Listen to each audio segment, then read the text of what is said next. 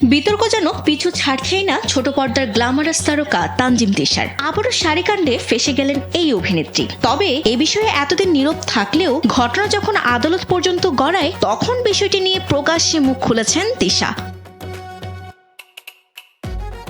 28,800 টাকার একটি শাড়িকে কেন্দ্র করে দীর্ঘদিন ধরেই আলোচনায় অভিনেত্রী। শুরুতে বিষয়টিকে তুচ্ছতাচ্ছিল্য করে এড়িয়ে গেলেও এবার আদালতে হাজির হওয়ার নির্দেশ পেলে এই প্রতারণা ও বিশ্বাসভঙ্গের অভিযোগ নিয়ে সাংবাদিকদের সামনে কথা বলেন তিশা। নিজের বিরুদ্ধে ওঠা অভিযোগ প্রসঙ্গে তিনি বলেন, আমি 12-14 বছর ধরে ইন্ডাস্ট্রিতে কাজ করছি। 27,000 টাকার একটি শাড়ির জন্য নিজের এত বছরের অর্জন নষ্ট করব কিভাবে?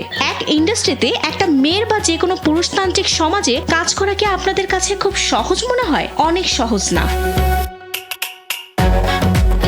তিনি আরো বলেন, বিষয়টি নিয়ে তার অনেক কিছু বলার থাকলেও আপাতত আইনি প্রক্রিয়ার প্রতি শ্রদ্ধা রেখেই নীরব রয়েছেন। পুরো বিষয়টি নিয়ে আইনিভাবে মোকাবেলা করবেন।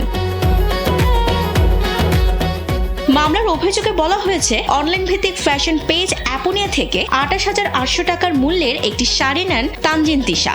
শাড়িটির প্রচারণা চালানোর পাশাপাশি মূল্য পরিশোধের প্রতিশ্রুতি দিলেও পরে তিনি আর যোগাযোগ করেননি বলে দাবি করেন পেজটির প্রশাসক আমিনুল ইসলাম।